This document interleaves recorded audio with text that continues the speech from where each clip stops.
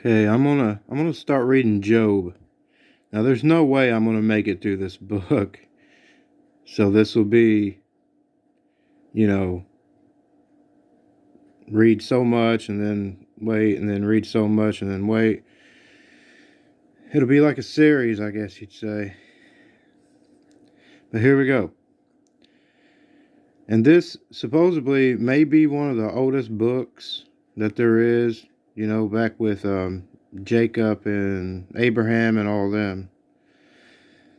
There was a man in the land of Uz whose name was Job, and that man was perfect, which means blameless. He was blameless and upright, and one that feareth God and hated evil.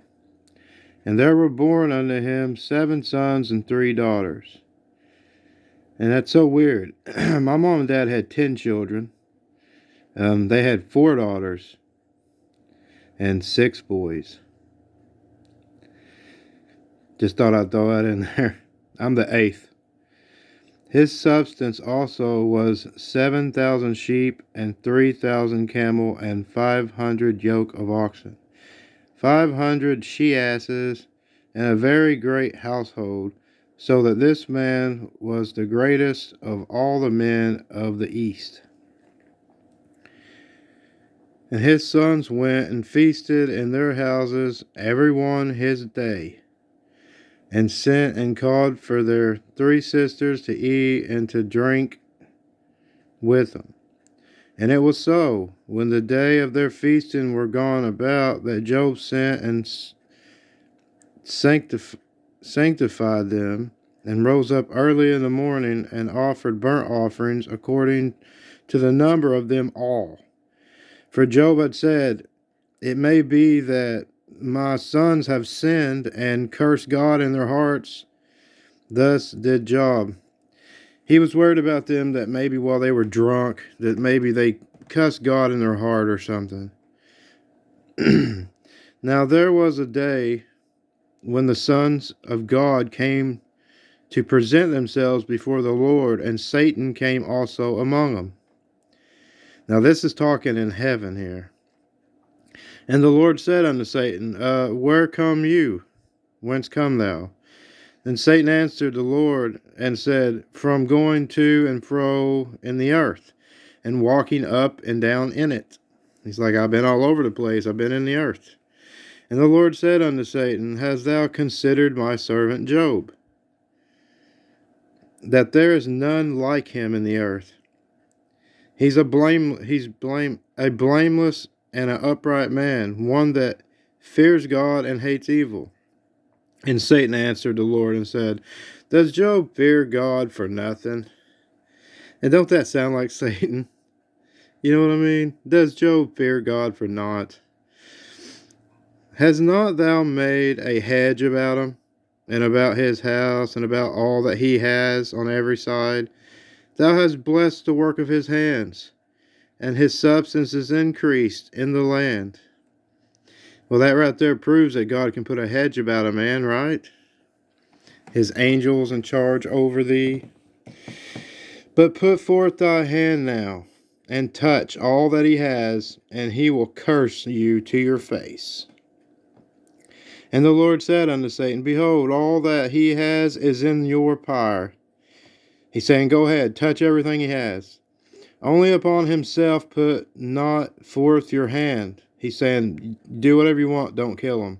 So Satan went forth from the presence of the Lord. And there was a day when his sons and his daughters were eating and drinking wine in their eldest brother's house. And there came a messenger unto Job and said, The oxen were plowing, and the asses feeding beside them, and the Sabaeans fell upon them and took them away. Yea, they have slain the servants with the edge of the sword, and I only am escaped alone to tell thee. While he was yet speaking, there came another, and said, The fire of God's fallen from heaven, and has burned up the sheep and the servants, and consumed them, and I only am escaped to tell thee. While he was yet speaking, there came also another, and said, The Chaldeans made out 3 bands, and fell upon the camels, and have carried them away, yea, and slain the servants with the edge of the sword, and I only am escaped alone to tell you. While he was yet speaking, there came also another, and said, Thy sons and thy daughters were eating and drinking wine in their eldest brother's house, and behold, there came a great wind from the wilderness, and it smote the 4 corners of the house, and it fell upon the young men, and they are dead, and only I escaped alone to tell thee. And here's Job. I mean, what a man. Job arose, and he tore his mantle. He tore his robe. And he shaved his head, and he fell down upon the ground, and he worshipped. Hallelujah. And said, Naked came I out of my mother's womb, and naked shall I return thither.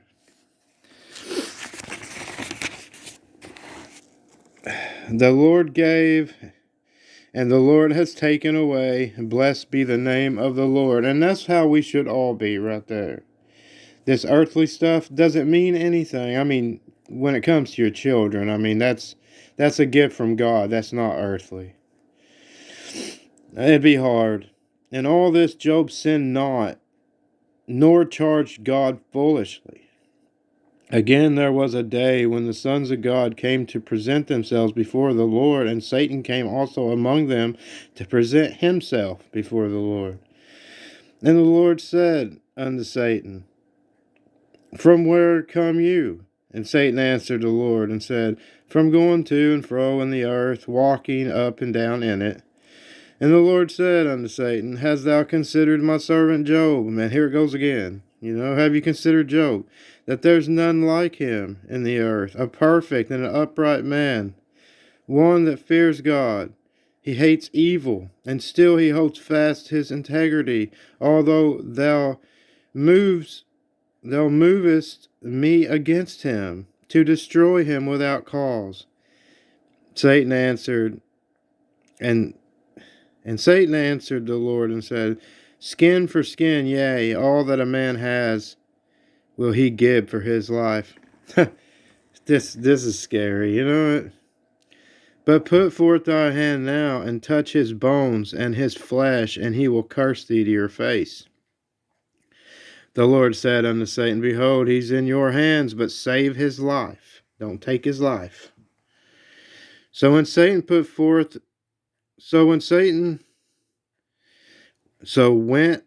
forth from the presence of the Lord, and smote Job with sore boils. He put boils all over him, from the soles of his foot to his crown. And he took him a potsherd, and scraped himself withal. And he sat down among the ashes. Could you imagine him sitting there? He's got boils all over him. He's scratching. He's itching. He's in misery. I mean, he's sitting in the ashes of his house. Then said his wife unto him, and this is a woman. I hate to say it. Not all women, but this is a woman. Then said his wife unto him, Dost thou still retain thy integrity? Curse God and die. Oh man, cuss God and die already. She felt so bad for him. She's just like, just cuss God and die. But he said to her, You speak as one of a foolish woman speaks. What shall we receive good at the hand of God, and shall we not receive evil? And all this did not Job sin with his lips. He's saying, so we are only supposed to take the good and not the evil from God and worship him? Now, when Job's 3 friends heard of all this evil that was come upon him, they came, every one from his own place. Eliphaz the Temanite, and Bildad the Shushite, and Zophar the Naamathite, for they had made an appointment together to come to mourn with him and to comfort him. And when they lift up their eyes afar off and knew him not, he looked that bad they didn't even know him.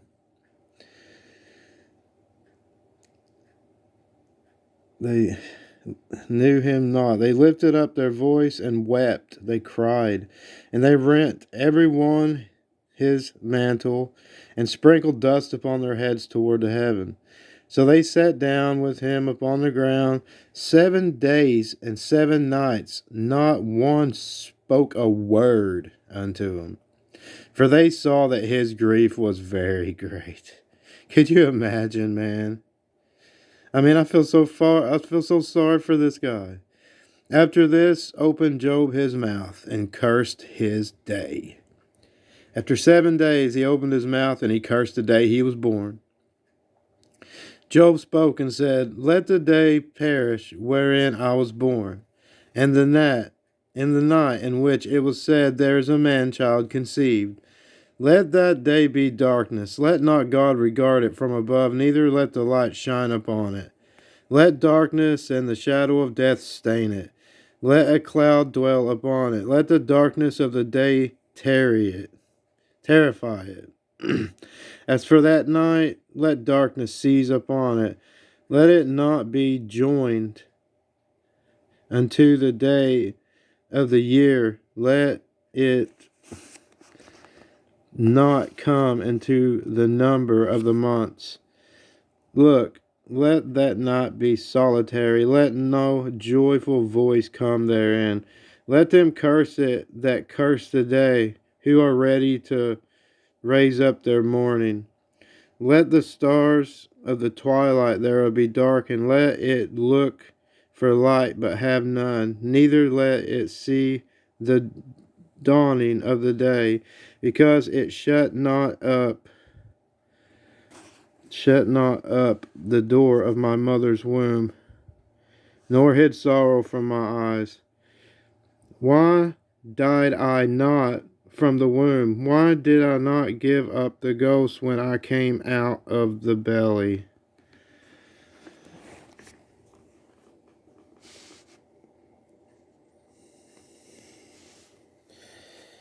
Missed the page here. Hard looking through a screen. I'm sorry, y'all. Why did the knees prevent me, or why the breast that I should suck? For now should I have lain still and been quiet. I should have slept and had been at rest. With kings and counselors of the earth, which build desolate places for themselves, or with princes that had gold, or filled their houses with silver, or as a hidden untimely birth, I had not been as infants which never saw light. There the wicked cease from troubling, and there the weary be at rest. There the prisoners rest together. They hear not the voice of the oppressor. The small and great are there, and the servant is free from his master. Wherefore is light given to him that is in misery, and life unto the bitter in soul. I think we've all felt this way a little bit. Which long for death, but it comes not, and dig for it more than hidden treasure. Which rejoice exceedingly, and are glad when they can find the grave. Why is light given to a man whose way is hid, and whom God has hedged in? For my sighing come before I eat. My crying comes before I eat, and my roaring are poured out like the water. For the things which I greatly feared is come upon me, and that which I was afraid of is come unto me. I was not in safety, neither had I rest, neither was I quiet. Yet, come on, phone, don't start this now. Yet trouble came. Then Eliphaz the Temanite answered and said, If we attempt a word to commune with you, wilt thou be grieved? But who can withhold himself from speaking? Behold, thou hast instructed many, and thou hast strengthened the weak. Hey, come on. The weak hands. Thy words have upholded him that was falling, and thou hast strengthened the feeble knees. But now it is come up on thee, and thou faintest. It touches thee, and thou art troubled. Is not this thy fear, thy confidence, thy hope, and thy uprightness of thy way? Remember, I pray you, who ever perished, being innocent, or where were the righteous cut off, even as I have seen, they that plow iniquity and sow wickedness reap the same. By the blast of God they perish, and by the breath of his nostrils they're consumed. The roaring of a lion, and the voice of the fierce lion, and the teeth of the young lion are broke. The old lion perished for lack of prey, and the stout lion's whelps are scattered abroad. Now a thing was secretly brought to me, and my ears received a little thereof, in thoughts from the visions of the night, when deep sleep falleth on man. Fear came upon me, and trembling which made all my bones to shake. Then a spirit passed before my face, the hair of my flesh stood up. It stood still, but I could not discern the form thereof. An image was before me. My eyes there were silent, and I heard a voice saying, Shall mortal man be more just than God? Shall a man be more pure than his Maker? Behold, he puts no trust in his servants, and his angels he charges with error. How much less is them that dwell in houses of clay, whose foundation is in the dust, which are crushed before the moth. They are destroyed from morning to evening, they perish forever without any regarding it. Does not their excellency, I'm sorry, y'all, I'm struggling here, which is in them go away, they die even without wisdom. Call now, if there be any that will answer thee, and to which of the saints wilt thou turn? For wrath killeth for wrath killeth the foolish man, and envy slayeth the simple one. I have seen the foolish taking root, but suddenly I cursed his habitation. His children are far from safety, and they are crushed in the gate, neither is there any to deliver them. Whose harvest the hungry eat up, and taketh it even out of the thorn, and the robber swallows up their substance. Although affliction cometh not forth of the dust, neither does trouble spring out of the ground, yet man is born unto trouble, as the sparks fly upward. I would seek unto God, and unto God would I commit my cause, which does great things and unsearchable, marvelous things without number, who gives rain upon the earth and sendeth water upon the field, to set up on high those that be low, that those which mourn may be exalted to safety. He disappointeth the devices of the crafty, so that their hands cannot perform their enterprise. He taketh the wise in their own craftiness, and the counsel of the forward is carried headlong. They meet with darkness in the daytime, and grope in the noonday as in the night. But he saves the poor from the sword, from their mouth, and from the hand of the mighty. So the poor has hope, and iniquity stoppeth her mouth. Behold, happy is the man whom God corrects. Therefore despise not the chastening of the Almighty. Telling Job he's getting his butt whipped by God. For he maketh sore and bindeth up. He woundeth, and his hands make whole. He shall deliver thee in 6 trouble, yea, in 7 there shall no evil touch thee. In famine he shall redeem thee from death, and in war from the power of the sword. Thou shalt be hid from the scourge of the tongue, neither shalt thou be afraid of destruction when it comes. at destruction and famine thou shalt laugh, neither shalt thou be afraid of the beast in the earth. For thou shalt be in league with the stones in the field, and the beasts of the field shall be at peace with thee.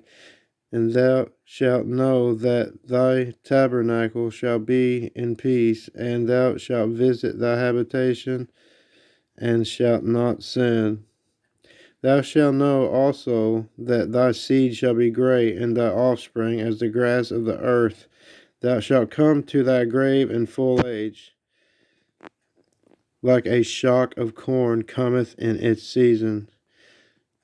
Look, this, we have searched it, so it is. Hear it, and know thou it for thy good. Know it's for your good. But Job answered and said, Oh, that my grief were thoroughly weighed, and my calamity laid in the balance together. For now it would be heavier than the sand of the sea, therefore my words are swallowed up.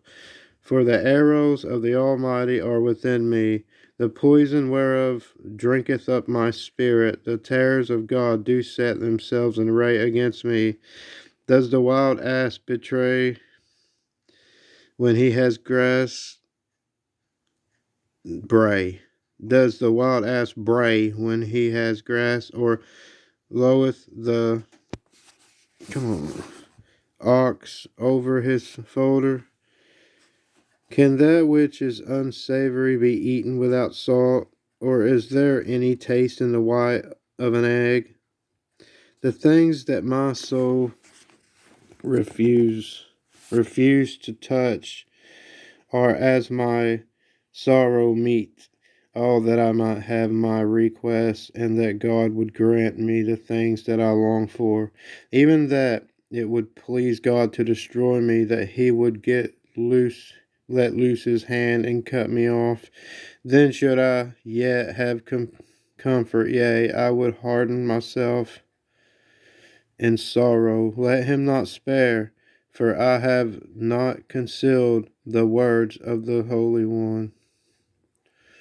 What is my strength that I should hope, and what is my end that I should prolong my life? Is my strength the strength of a stone, or is my flesh of brass? Is not my help in me, and is wisdom driven quite from me? To him that is afflicted, pity should be shown from his friends, but he forsaketh the fear of the Almighty. My brethren have dealt deceitfully as a brook, and as the stream of brook they pass away, which are blackish by reason of the ice, and wherein the snow is hid. What time they wax warm, they vanish. When it is hot, they are consumed out of their place. The path of their ways are turned aside, they go to nothing and perish. The troops of Tema looked, the companies of Sheba wait for them. They were confounded because they had hope. They came hither and were ashamed. For now ye are no thing. Ye see my casting down and are afraid. Did I say, Bring unto me, or give a reward for me of your substance, or deliver me from the enemy's hands, or redeem me from the hand of the Almighty, or from the mighty? Teach me, and I will hold my tongue, and cause me to understand wherein I have erred. How forcible are right words. Yeah, they're not saying the right things to him. They're basically saying there's got to be some kind of sin or something going on with this guy. But what does your arguing reprove? Yeah, what does it do for me? He's in misery, right? Do you imagine to reprove words in the speeches of one that is desperate, which are as wind? Yea, overwhelm the fatherless, and you dig a pit for your friend. Now therefore be content, look upon me, for it is evident unto you if I lie. Return, I pray you, let it not be iniquity, yea, return again. My righteousness is in it. Is there iniquity in my tongue? Cannot my taste discern perverse things? Is there not an appointed time to man upon earth? Are not his days also like the days of a hireling? As a servant earnestly desires the shadow, and as an hireling looketh for the reward of his work, so am I made to possess months of vanity, and wearisome nights are appointed to me. When I lie down, I say, when shall I arise, and the night be gone? And I am full of tossing to and fro unto the dawning of the day. My flesh is clothed with worms and clods of dust. My skin is broken because lonesome, because of cracks. And my days are swifter than a weaver's shuttle, and are spent without hope. Oh, remember that my life is wind. My eyes shall no more see good. The eyes of him that has seen me shall see me no more. Thine eyes are upon me, and I am not. As the cloud is consumed and vanished away, so he that goeth down to the grave shall come up no more. He shall return no more to his house, neither shall his place know him any more. Therefore I will not refrain, I'm guessing my mouth. My mouth. I will speak in the anguish of my spirit. I will complain in the bitterness of my soul. Am I a sea or a whale that thou settest a watch over me? When I say, my bed shall comfort me, my couch shall ease my complaint, then thou scarest me with dreams and terrifies me through visions, so that my soul chooses strangling and death rather than my life. I hate it. I would not live. I would not live always. Let me alone, for my days are vanity. What is man that thou shouldest magnify him, and that thou shouldest set thine heart upon him, and that thou shouldest visit him every morning, and try him every moment? How long wilt thou not depart from me, nor let me alone till I swallow down my spittle? I have sinned. What shall I do unto thee, O thou perverse of men? Why hast thou set me as a mark against thee, so that I am a burden to myself? And why dost thou not pardon my transgression, and take away my iniquity? For now shall I sleep in the dust, and thou shalt seek me in the morning, but I shall not be. Alright, that's where I'm going to end this one. I'm at 8, and I'll pick up at 8, and this is Job. And I don't know, I hope you get something out of it. So far, I think the man is just being ridiculed, I guess you would say, by his buddies. And this, so far, I think is only one friend. I think they all have their turn at him. But we'll see what happens. And I asked y'all to open this book, read it for yourself. It's a very good one. And God bless you, and until next time, later.